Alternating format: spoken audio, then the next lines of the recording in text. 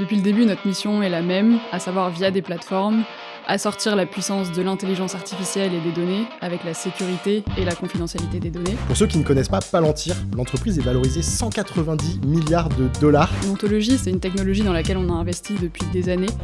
Pour résumer, le principe, c'est qu'on réagence la donnée pour coller à la réalité opérationnelle. Et c'est bien plus qu'un modèle sémantique. La question que ça soulève chez moi, c'est finalement comment vous vous positionnez par rapport aux acteurs data dont on parle, justement. Aujourd'hui, je reçois Agathe qui est Deployment Lead chez Palantir, la plateforme d'IA et de data qui permet de mettre en production à l'échelle des cas d'usage opérationnels. Pour ceux qui ne connaissent pas Palantir, l'entreprise est valorisée 190 milliards de dollars. Pour avoir un ordre d'idée, Dassault Systèmes, qui est la plus grosse boîte de tech française, est valorisée 54 milliards de dollars. Donc Palantir travaille avec des acteurs clés dans différents secteurs comme l'automobile, l'aéronautique, le secteur bancaire et assurance, et l'industrie au sens large. Leurs clients incluent par exemple Stellantis, Forvia pour l'automobile ou encore Airbus dans l'aéronautique. Hello Agathe, ça va ? Salut Robin, ça va et toi ? Super, écoute, je suis ravi de te recevoir sur le podcast. Est-ce que peut-être tu peux nous en dire un peu plus et compléter sur Palantir pour commencer, s'il te plaît? Palantir, c'est une entreprise américaine de logiciels qui a été fondée en 2003. Depuis le début, notre mission est la même, à savoir via des plateformes, assortir la puissance de l'intelligence artificielle et des données avec la sécurité et la confidentialité des données. Ça peut être deux thèmes qui paraissent antagonistes, mais on le fait via des plateformes qui sont agnostique à l'industrie et au métier, dans le sens où on a démarré d'abord dans les gouvernements. C'était là où, à l'époque, on avait identifié les plus gros défis liés à la gestion des données. Quand tu es un organe d'État, que tu veux donner accès à ta donnée, la rendre accessible et intelligible, sans faire aucune concession sur la sécurité, le respect de la vie privée, c'était l'enjeu principal. Et on a retrouvé ces enjeux-là dans le secteur privé, chez les petites et les grandes entreprises. Donc on a des plateformes qu'on déploie chez les clients, qui rassemble sur un environnement intégré deux familles d'utilisateurs. Tu vas avoir les utilisateurs classiques des métiers de l'IA et de la data, avec les data engineers, les data analysts, data scientists, etc. Et on va les rassembler du coup dans un même environnement avec des utilisateurs qu'on appelle opérationnels, qui sont par définition non professionnels de la data et de l'IA. Donc ça va être les opérateurs dans les usines d'Airbus, les techniciens sur les plateformes de BP et même du personnel soignant dans les hôpitaux de la NHS au Royaume-Uni. Donc on fait tout ça avec des plateformes qui sont agnostiques et surtout qui ont du coup des outils qui sont adaptés à ces compétences variées-là, qui vont du pro-code au no-code. Et notre force, c'est vraiment d'accélérer la mise en production de cas d'usage d'IA et ou de data à l'échelle. Comment tu t'es retrouvé Deployment Lead chez Palantir? J'ai une formation école de commerce à l'origine, la même école que toi d'ailleurs Robin. Puis après j'ai été formée à la data chez Facebook. J'étais dans l'équipe en charge de la régulation du contenu publicitaire. C'était une équipe qui était assez nouvelle à l'époque. Donc c'était une bonne école parce que c'est vraiment le cas d'école de la donnée utilisée sur des processus à l'échelle pour identifier des produits illicites sans pour autant supprimer des produits légaux. Donc bonne école. Quand je suis arrivée chez Palantir il y a 5 ans, je suis passée des headquarters de Facebook qui sont tout ce que tu peux imaginer du luxe, voilà, de la tech américaine à des parkings d'aéroports. Palantir m'a envoyé sur des parkings d'aéroports parce que je devais résoudre des problèmes pour une entreprise de location de voitures. Donc en fait, le principe chez Palantir, c'est que tu es déployé chez le client. Le but, c'est que tu sois exposé au terrain en binôme avec un ingénieur. Mais donc du coup, le principe, c'est que tu es déployé, tu es exposé au terrain. Puis en fait, on te donne rapidement des responsabilités. Donc moi, j'ai rapidement été responsable du partenariat avec un partenaire stratégique en France qui s'appelle Equance, qui est une entité de Bouygues, qui fait à peu près 20 milliards de chiffre d'affaires par an. Visiblement, ce que je faisais là-bas marchait bien. J'ai du coup pu aller aux États-Unis pendant à peu près 1 an et demi, travailler dans l'équipe du PDG. Et aujourd'hui, j'ai monté ce qu'on appelle chez Palantir un pod. Un pod, c'est quoi? C'est un groupe de développement produit spécialisé sur une industrie ou une verticale. Moi, c'est spécialisé dans les achats. Et donc, tu es en charge du développement produit, mais aussi de son déploiement. Donc, tu fais de la delivery chez les clients et tu fais aussi tout ton go-to-market, donc tout ton business développement sur le sujet des achats. On a une centaine de clients sur le sujet aujourd'hui chez Palantir et on est une dizaine à temps plein. Je pense que ça vaut le coup qu'on rentre un peu dans la solution pour mieux comprendre Palantir. Tu peux nous expliquer un petit peu quelles sont les grandes briques de la solution? Palantir, c'est un écosystème unifié qui est fait de milliers de microservices, donc je vais les résumer en 4 grandes briques. Donc ça va être l'ontologie, l'intégration des données et des modèles, les interfaces opérationnelles et la gouvernance. L'ontologie, on a un peu toutes sortes de réactions quand je dis ce mot-là, ça va, t'as été assez neutre, mais... Mais parce que tu m'en as déjà parlé quand on s'est appelé, mais effectivement, pour l'anecdote, je connaissais pas le mot. Donc, curieux, effectivement, que tu le rappelles, et probablement des membres de l'audience aussi qui connaissent pas. Et ce qui est marrant, c'est qu'il y a un parallèle, en revanche, qui se voit tout de suite quand tu l'expliques avec avec en tout cas ce dont on entend parler en data sur le podcast souvent, quoi. L'ontologie, c'est un élément clé de différenciation pour nous. C'est une technologie dans laquelle on a investi depuis des années. Pour résumer, le principe, c'est qu'on réagence la donnée pour coller à la réalité opérationnelle. Donc on va plus parler de table, mais d'objets. On va plus parler de clés de jointure, mais de liens entre les objets. Et c'est bien plus qu'un modèle sémantique, parce que le principe, c'est que tu vas avoir plus que des tables et des liens et des objets, tu vas avoir aussi des actions et des fonctions. Si je prends un exemple dans l'automobile, tu vas avoir un objet moteur qui contient bien sûr une table avec son identifiant unique, sa date de fabrication, son nom, etc. Mais tu vas aussi avoir toutes sortes d'autres données. Tu peux avoir par exemple un fichier en 3D qui représente le design du moteur. Tu peux avoir des time series, donc des séries temporelles, qui sont en fait les signaux issus des capteurs du moteur. Donc ça, c'est pour l'objet moteur. Ensuite, cet objet moteur, tu peux le lier autant de fois que tu veux à autant d'objets de l'ontologie. Donc dans le concept du moteur, si tu es un ingénieur qualité et que tu découvres un problème de qualité sur un modèle de moteur, en quelques clics via l'ontologie, tu vas pouvoir découvrir quelles sont les voitures équipées de ce moteur-là. Et ça, c'est vraiment une clé de la démocratisation de la donnée, puisque tu n'as plus besoin de faire des analyses complexes pour avoir ce genre d'informations. Je disais qu'il y avait des actions et des fonctions dans l'ontologie. Les actions, ça va être par exemple des actions des utilisateurs, donc on peut penser l'ontologie comme un système transactionnel sur lequel on peut réécrire de la donnée dans la plateforme ou dans les systèmes sources via du write-back. En l'occurrence, l'ingénieur qualité découvre un problème de qualité, il peut lancer un programme de rappel sur les voitures liées au moteur, et tout ça via la plateforme sans avoir besoin de se connecter à un ERP par exemple. Ah oui, donc tu as des use cases opérationnels qui sont faciles à activer, mais directement presque, quand tu travailles sur, enfin ce qu'on appellerait, on va dire, plus classiquement le modèle, mais que vous appelez, l'ontologie quoi, qui est finalement un modèle, mais plus large quoi, qui englobe plus de choses. Donc ça, c'est la première brique. La deuxième brique, en fait, c'est ce qui permet d'alimenter l'ontologie. C'est une brique assez classique d'intégration de données et de modèles. Donc on va retrouver toutes les fonctionnalités des ETL modernes. C'est une force de la plateforme parce qu'on a plus de 200 connecteurs qui sont sur l'étagère, prêts à l'emploi, avec des spécificités sectorielles si besoin. On va avoir du scheduling, du branching, du développement sur les données, en pro-code et en no-code. Et pareil pour les modèles, on peut développer des modèles sur la plateforme ou importer des modèles externes sous forme de container par exemple. Et enfin, troisième brique. Troisième brique, ça va être du coup les interfaces opérationnelles. C'est vraiment ça qui va permettre de démocratiser la donnée dans l'organisation. Donc ça comprend plein d'éléments, mais notamment des outils d'analyse, que ce soit en no-code ou en low-code, des outils de visualisation géospatiale, des outils de visualisation de réseau, et surtout des outils de construction d'applications, de création d'interfaces opérationnelles, y compris en no-code. Donc c'est vraiment cette interface-là que les utilisateurs opérationnels vont utiliser au quotidien. Et du coup, la dernière brique, qui est la brique qui sous-tend tout le reste, c'est une brique de gouvernance. Donc là, je vais pas rentrer dans les détails, mais on a un système de permission hyper gradulaire, hyper avancé, qui nous permet de travailler avec les organisations qui sont les plus exigeantes en la matière, les gouvernements, les entreprises d'industrie de pointe. Et donc ça, c'est y compris des banques françaises. Donc ça, c'est vraiment un différenciateur de la plateforme. Et si tu veux voir du coup les 4 briques en action, on a fait une vidéo qui est présenté par un francophone, Charles Leclerc, le driver de Ferrari. De F1? Ah De ouais? F1. Qui parle de Palantir? C'est Ouais, énorme. exactement. En fait, on prend les données de sa voiture sur un circuit et en 8 minutes, on montre comment on utilise ces 4 briques de la plateforme pour créer des automatisations, intégrer de l'IA, etc. C'est assez marrant à regarder. Je mettrai le lien en description et très chaud d'aller voir ça. C'est marrant parce que comme je te le disais juste avant et même quand on s'était appelé, bah, on retrouve clairement un parallèle avec les plateformes de données tu vois, que moi je connais un peu plus, dont on parle souvent sur le podcast, des Snowflake, des BigQuery, etc. On retrouve bah, des grandes briques, même si vous avez cette spécificité de l'ontologie qui a sa définition propre. La question que ça soulève chez moi, c'est finalement comment vous vous positionnez par rapport aux acteurs data dont on parle, justement. En fait, quels sont vos, on va dire, vos différenciateurs? Et après, question sous-jacente, mais au pire, je te la reposerai, c'est un peu, est-ce que, du coup, vous êtes quand même en frontal sur le marché ou en fait, vous n'êtes pas exactement dans la même ligue, comme on dirait? Ouais, le premier élément important, c'est qu'on est vraiment une plateforme end-to-end. C'est-à-dire que tout est intégré de manière native. On reste vraiment inconcurrencé sur l'intégration totale de la chaîne de la valeur IA et data. Je peux faire un parallèle avec l'operating system de Apple, l'OS. C'est vrai que si tu restes dans Apple, c'est pareil que si tu restes dans Palantir, tout est mieux intégré.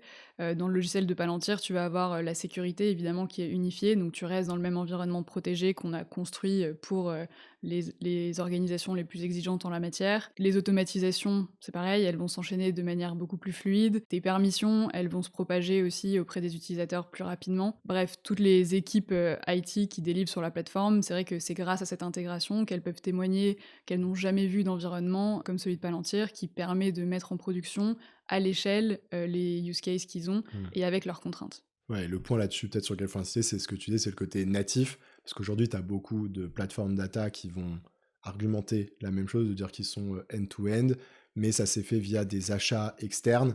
Et c'est vrai que bah, d'expérience, alors parfois les intégrations se passent bien, hein, ça marche, mais parfois, en fait, du coup, tu as une impression d'intégration parce qu'ils ont remis le même nom, le même écosystème, mais dans les faits, en fait, comme ça n'a pas été développé par les mêmes équipes et tout, c'est pas forcément toujours très fluide. Ça, c'est vrai que c'est un gros plus.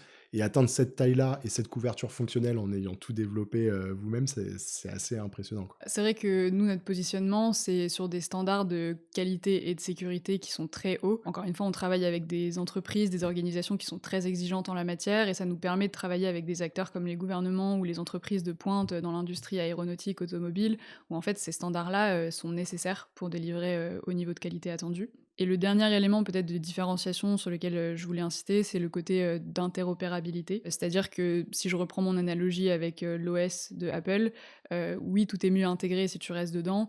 Néanmoins, dans Apple, tu peux avoir Excel en plus de l'application Numbers de Apple. Sur Palantir, c'est pareil, tu peux utiliser les briques qui sont natives, qui sont sur l'étagère de Palantir, mais si tu veux stocker tes données dans GCP ou dans Snowflake, si tu veux les transformer dans Databricks, si tu veux les visualiser dans Power BI, tu peux, tout en coordonnant le tout sur les outils de Palantir, en gardant la provenance, l'auditabilité, la sécurité, et peut-être en développant des cas d'usage qui sont en aval de ces briques de la stack. Tu nous as illustré un premier cas d'usage tout à l'heure et je trouve que c'est super intéressant. Ça permet vraiment de se rendre compte de comment la plateforme est utilisée. Tu peux nous parler d'un ou deux cas d'usage autres qui illustrent comment voilà, les entreprises utilisent Palantir? Oui, il y a un domaine dans lequel la plateforme a généré un retour sur investissement très important. On a plusieurs assureurs et réassureurs qui utilisent la plateforme pour accélérer plein de leurs process opérationnels. La valeur que je peux te mentionner, c'est que ils ont réduit un process qui autrefois prenait 3 semaines en quelques heures. Ça leur a permis de sauvegarder des millions de dollars et d'euros par an. Mais surtout, ça leur permet de découvrir des cas de fraude qui auparavant seraient passés inaperçus. Alors je peux te décrire un peu en quoi ça consiste d'un point de vue produit. En fait, tu as 2 jeux de données dans l'assurance. Tu vas avoir les déclarations de sinistres. Par exemple, Robin, tu as cassé ton iPhone, tu vas décrire l'événement, tu vas envoyer des photos à ton assurance. Et après, tu vas avoir la police d'assurance qui est en commun avec l'assuré et l'assureur et qui a un long texte juridique qui explique quels sont les cas pour lesquels ton smartphone est assuré contre la casse. Le fait de vérifier que ta déclaration de sinistre correspond à la police d'assurance, c'est un process qui est extrêmement manuel. Et en fait, aujourd'hui, avec l'IA générative et notre plateforme, on peut automatiser ce process-là. Donc concrètement, là, on va parler d'IA agentique, c'est-à-dire qu'on a un agent qui est basé sur de l'IA générative et sur notre plateforme, qui travaille 24 heures sur 24 pour recevoir les déclarations de sinistre. Donc il y a une partie OCR, une partie interprétation par de l'IA, et ensuite, tu as toute une partie front-end. Puis évidemment, il y a des interfaces opérationnelles pour les agents d'assurance pour qu'ils puissent prendre des actions sur les exceptions, par exemple. Et une fois que la décision a été prise, qu'elle ait été automatisée complètement ou qu'il y ait eu une personne qui a pris une décision, la décision est réécrite dans la plateforme et dans les systèmes sources pour, par exemple, débloquer un remboursement ou une demande de pièces supplémentaires, par exemple. En termes de dev, comment ça s'est passé? C'est vrai qu'on est à l'échelle, là on parle de 500 000 rapports automatisés par an, donc il y a on a mis plein de choses en place sur la plateforme pour permettre ça. Donc ça comprend un environnement de dev et de test, du feedback utilisateur qui est pris en compte pour améliorer le système au fur et à mesure, une interface de prompting simplifiée pour que les utilisateurs métiers puissent avoir leur mot à dire dans le prompting. Et tout ça, on parle pas de développeurs très techniques. On a fait ça en quelques mois avec 2 ou 3 data engineers, un data analyst pour être bien sûr qu'on comprenne la data, et des utilisateurs business, et bien sûr un application builder. Il y avait un autre case dont tu voulais nous parler? Le sujet des achats, c'est vrai que je le connais bien, mais surtout c'est un des départements qui est le plus transformé, par l'IA et sur lequel notre plateforme, est vraiment, s'épanouit, on va dire. Les achats, c'est vraiment un département qui est au cœur des problématiques, de coûts, des problématiques environnementales, des problématiques d'approvisionnement des entreprises, mais c'est aussi un département où énormément de la donnée est non structurée, donc elle va être sous forme de PDF avec, par exemple, les contrats fournisseurs, les factures, les emails des fournisseurs et donc en fait, avec notre plateforme, ce qu'on vient faire, c'est, améliorer les process, métiers et en automatiser certains. Tu avais fait un épisode avec Miracle qui expliquait comment ils utilisaient l'IA générative pour classifier, les produits de leur catalogue ou les produits des catalogues de leurs clients. On a fait, un use case similaire avec, Equance, la filiale de Bouygues dont je parlais, plus tôt. Ils ont utilisé la plateforme pour, reclassifier 27 millions de lignes qui correspondaient à 40 de leurs dépenses qui étaient mal classifiées ou pas classifiées et ça, c'est vraiment clé pour établir une stratégie, achat et renégocier avec les fournisseurs en tout état de cause. Et ça, c'est un des 50 cas d'usage, achat qu'on peut faire, sur la plateforme et d'ailleurs, en général, les entreprises, font appel à nous sur le sujet des achats, non pas pour un cas d'usage, mais pour plusieurs, basés tous sur une même ontologie unifiée et sur une même plateforme intégrée. L'épisode auquel tu fais référence, Miracle, c'est l'épisode 172 pour ceux qui souhaiteraient creuser. Pour quelles raisons tu dirais aujourd'hui, les, entreprises décident d'utiliser Palantir? Enfin, les points d'entrée en général, je sais pas si on peut les schématiser un peu? Il y a 3 schémas de raisons que je peux identifier.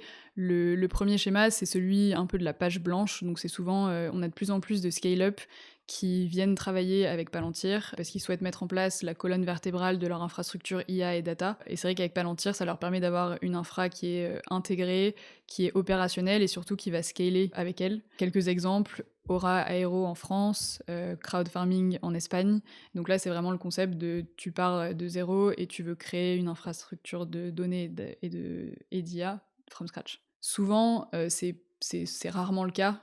C'est vrai que la plupart des acteurs avec lesquels on travaille ont déjà, fait énormément d'investissements dans leur, stack, et leur infra data et IA. Donc il y a un autre cas de figure qui est vraiment purement technique, qui est, il manque une brique dans mon architecture data et IA pour, réaliser, l'impact que j'ai besoin de réaliser. On voit ça de plus en plus sur les sujets d'IA, générative par exemple, comment je mets en production, les sujets d'IA générative à l'échelle avec mes contraintes de sécurité, de confidentialité des données. Par exemple dans la banque, y compris en France, on a des acteurs qui viennent nous voir pour cette brique-là très spécifiquement dans l'architecture, data qui est déjà très, avancée. La dernière catégorie, je vais appeler ça, impact stratégique.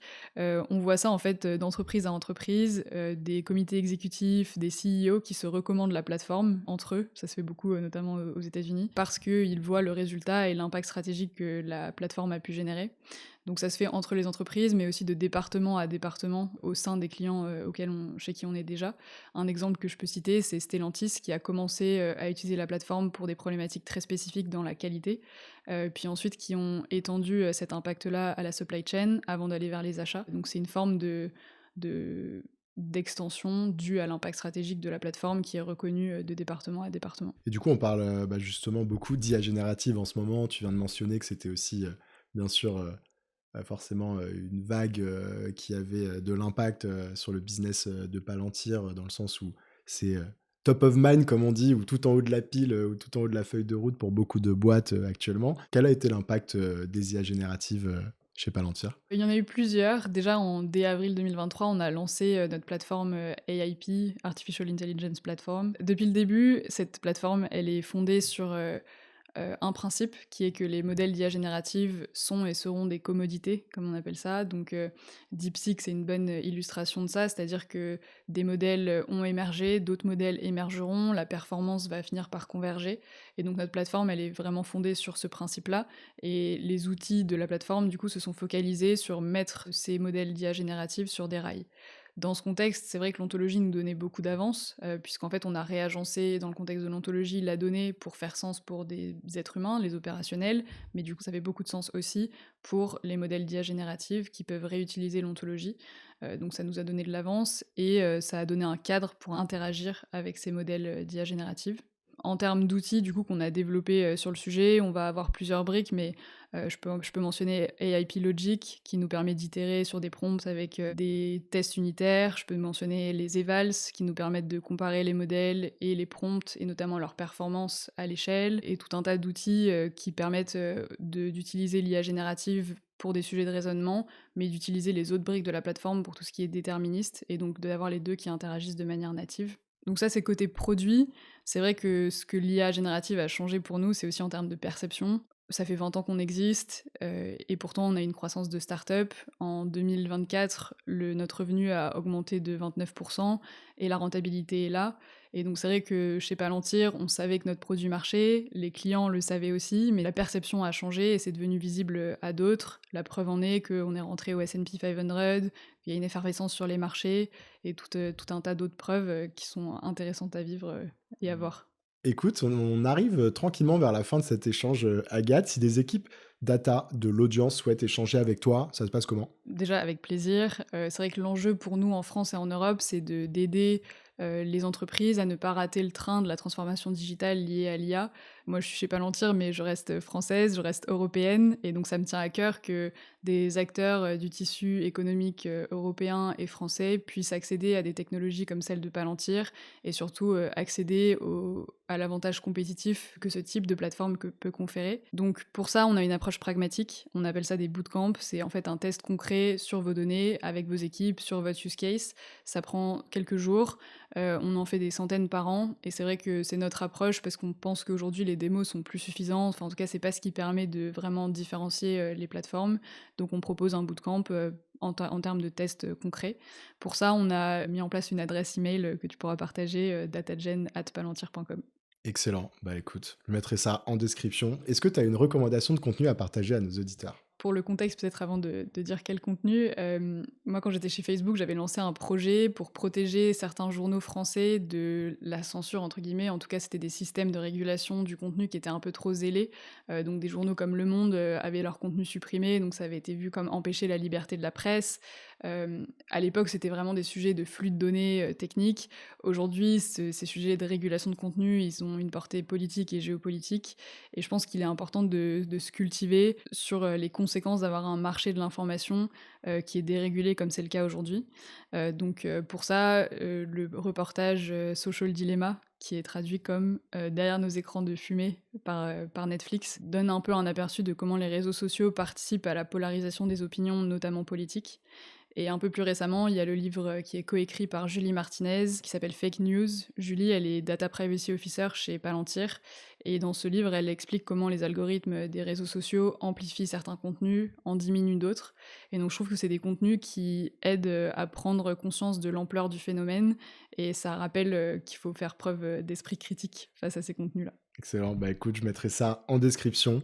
Et enfin, qu'est-ce qui t'a le plus fait progresser? En arrivant chez Palantir, je pensais que ce qui me ferait le plus progresser, ce serait d'avoir accès à des sujets stratégiques, des projets stratégiques, dans les entreprises chez lesquelles, j'étais déployée. C'est vrai, mais ce qui m'a fait le plus progresser, c'est la combinaison de ça avec le fait d'être déployée chez les utilisateurs. C'est vrai que quand, tu as le CEO d'une entreprise de location qui te demande de diminuer le temps de non-location, donc heu, de perte, en fait, des voitures, qu'elles soient louées plus souvent. En fait, tant que tu vas pas sur les parkings d'aéroports, notamment sur les endroits où ils réparent les voitures, tu peux pas comprendre pourquoi, ça met 6 heures à réparer une voiture alors que c'est une tâche de 10 minutes.